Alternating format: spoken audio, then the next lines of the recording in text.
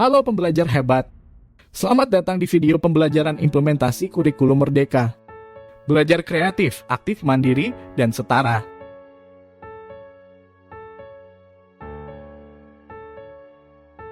Selama kalian belajar melalui video ini, kalian akan terbiasa berpikir kritis dan memiliki paradigma baru dalam cara berpikir, cara belajar, dan cara mengajar. Sebelum memulai pelajaran, pertama-tama kami ucapkan selamat kepada Anda yang telah menjadi peserta didik di PKBM Tanda Genap. Karena kami yakin bahwa Anda akan menjadi peserta didik yang hebat, terus semangat dalam belajar demi meraih cita-cita. Jangan lupa bersyukur kepada Tuhan Yang Maha Esa karena diberikan nikmat sehat dan keimanan. Sebelum memulai belajar, marilah kita berdoa sesuai kepercayaan masing-masing agar pelajaran ini menjadi ilmu yang bermanfaat bagi kita semua. Amin. Tema pembelajaran kita kali ini adalah makna atau arti kata. Adapun tujuan pembelajaran kita kali ini adalah agar kalian dapat membedakan dan menggunakan jenis-jenis makna baik secara lisan maupun tulis.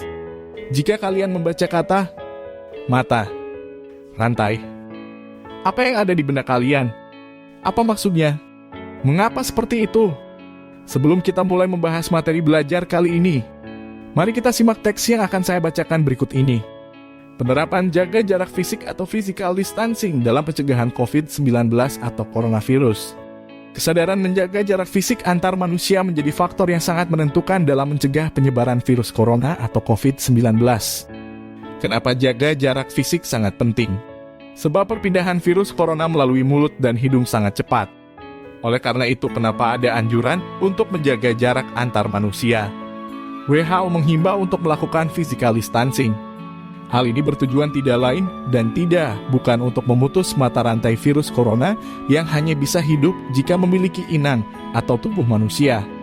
Namun banyak orang tidak mengindahkan physical distancing, bahkan masih melakukan aktivitas seperti biasa.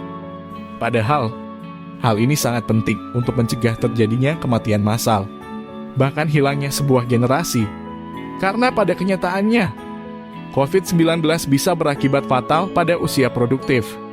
Di Amerika Serikat, Kanada, dan Eropa, 60% pasien COVID-19 masuk dalam kelompok produktif.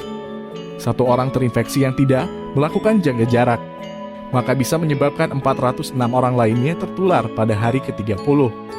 Namun jika mengurangi kontak sosial sebesar 50%, jumlahnya menjadi 15 orang pada periode waktu yang sama. Bahkan jika kontak sosial satu orang terinfeksi dikurangi hingga 75%, laju penyebaran virus corona bisa lebih ditekan lagi menjadi 2,5 orang pada hari ke-30. Setiap orang perlu menerapkan jaga jarak. Langkah ini dilakukan dengan mengurangi kegiatan pergi keluar rumah, kecuali membeli bahan makanan atau memeriksakan diri ke rumah sakit.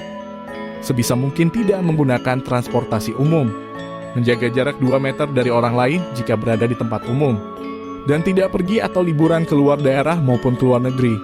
Coba kalian cermati kata mata, rantai. Mata rantai adalah termasuk bagian dari kata yang bermakna konotasi. Pengertian konotasi menurut KBBI adalah kata yang mempunyai makna lain di baliknya, atau sesuatu makna yang berkaitan dengan sebuah kata.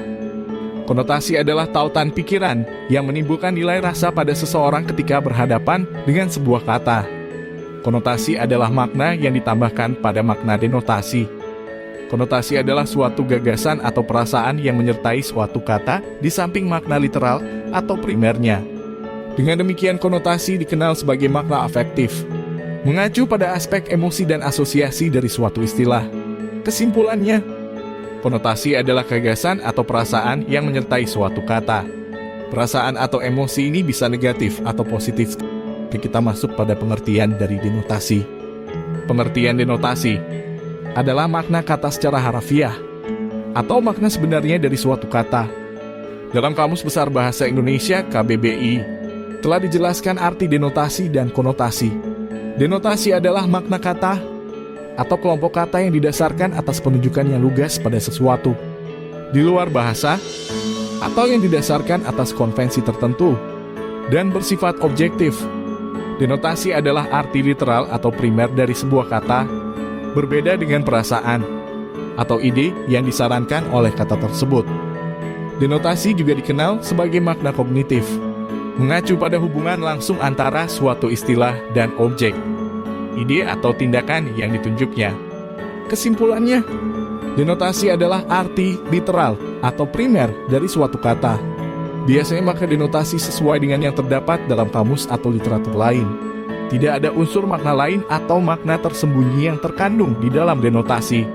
Jika suatu kalimat tidak memiliki makna ganda atau tidak ambigu sangat jelas, maka kalimat tersebut adalah denotasi. Sekarang kalian paham bahwa mata rantai memiliki makna konotasi hubungan yang dalam denotasinya mata rantai adalah hubungan rantai dalam satu ikatan. Makna gramatikal dan leksikal. Makna leksikal adalah makna sebenarnya, sesuai dengan hasil observasi indera kita. Makna apa adanya, dan makna yang ada dalam kamus. Leksikal adalah bentuk yang diturunkan dari bentuk nominal leksikon, vokabuler, kosakata, perbendaharaan kata.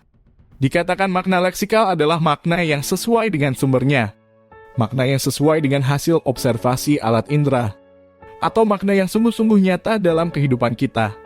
Contohnya, kata kepala dalam kalimat ini. Kepalanya hancur terkena pecahan granat. Itu adalah makna leksikal. Tetapi dalam kalimat seperti, Budi diangkat menjadi kepala cabang koperasi. Itu adalah bukan makna leksikal.